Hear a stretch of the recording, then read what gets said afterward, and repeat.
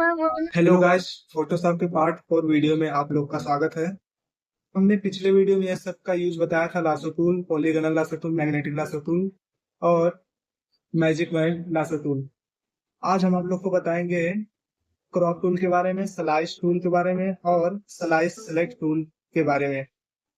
आप चाहे तो ये सब कंटेंट अपने नोट्स में लिख सकते हैं। तो आइए अब हम चलते हैं फोटोशॉप पर, ओपन करते हैं। ये देखिए हम फोटोशॉप पर आ गए। अब यहाँ पर आने के बाद अगर कोई भी इमेज ओपन करना तो आप डबल क्लिक करेंगे, या फिर फाइल मेनू पे जाकर यहाँ से ओपन करेंगे, या फिर कंट्रोल ओ करेंगे तो वहां से भी आप कोई भी इमेज ओपन कर सकते हैं। तो आइए यहाँ पर हम डबल क्लिक करते हैं। डबल क्लिक करते हैं, यहाँ पर जो इमेज रखे गए हैं वो सब दिख रहे हैं। तो आपको जो भी इमेज लेना है वो इमेज लेकर ओपन कर सकते हैं। तो आइए हम इस इमेज को सिलेक्ट करके ओपन कर लेते हैं। ये इमेज ओपन हो गया। अब हम आप लोग को बताएंगे क्रॉप टूल के बारे में। तो ये देखिए, ये हमारा क्या है, क्रॉप टूल। आप इस पे क्लिक करेंगे, माउस से आप लेफ्ट क्लिक करेंगे, ये देखिए क्रॉप टूल सिलेक्ट हो जाएगा। या फिर शॉर्टकट की सी है, अगर आप कीबोर्ड से सी प्रेस करेंगे तो क्रॉप टूल एक्टिव हो जाएगा। अब देखिए ये एक्टिव है। अब यहाँ पर इसे हम थोड़ा, इस इमेज को हम थोड़ा जूम कर देते हैं कंट्रोल प्लस से। ये देखिए ये हमने जूम कर लिया। अब इस इमेज को क्रॉप करना है तो आप किसी भी इमेज को अपने आवश्यकता अनुसार क्रॉप कर सकते हैं। देखिए यहाँ पर हम यहाँ से लेकर यहाँ तक इतना सिलेक्ट कर लेते हैं।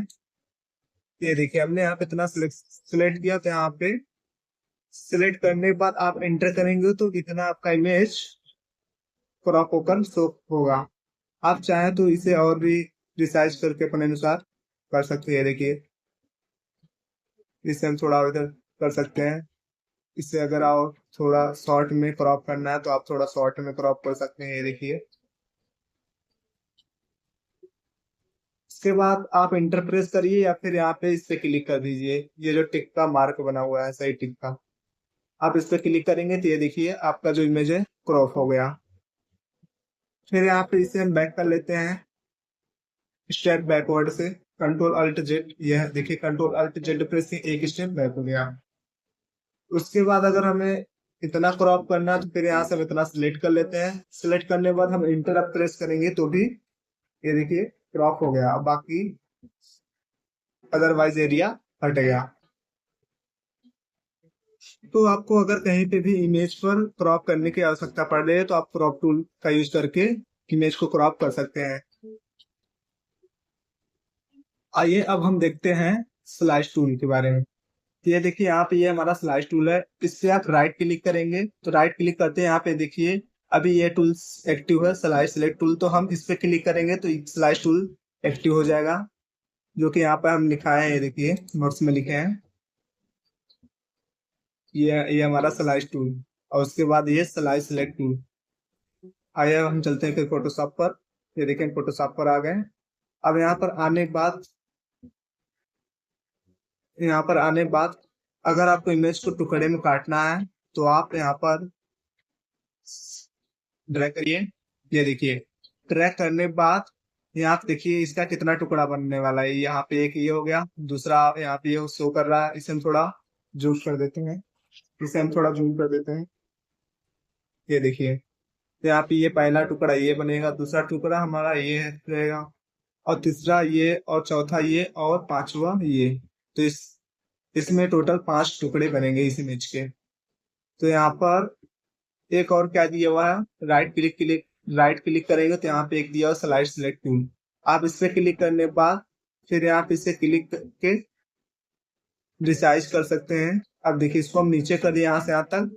तो अब देखिए आपका ये जो इमेज है ये 4 टुकड़ों में बनेगा। ये 1, ये 2, ये 3, ये 4।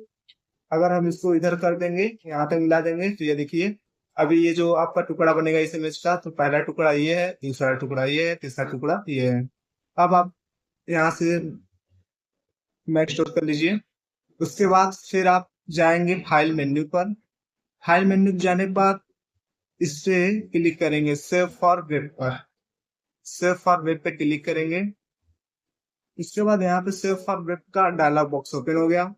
अब ओपन होने के बाद आपको यहाँ पर सेव पर क्लिक कर देना है।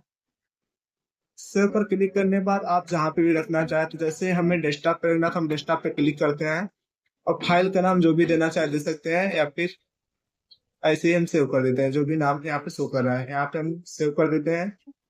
ये सेव हो गया है।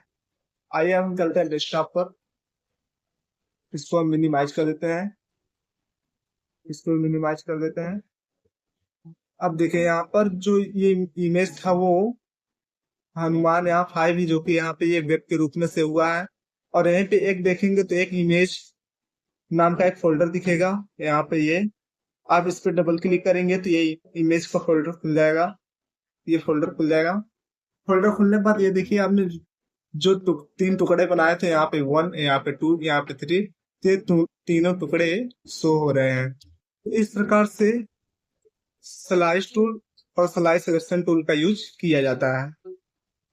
इसे हम मिनिमाइज कर देते हैं। मिनिमाइज करने के बाद अगर आप डबल क्लिक करके कोई दूसरा इमेज ओपन करते हैं, जैसे मान लीजिए हमने ये इमेज सेलेक्ट करके ओपन कर लिया, ये इमेज हमने ओपन कर लिया।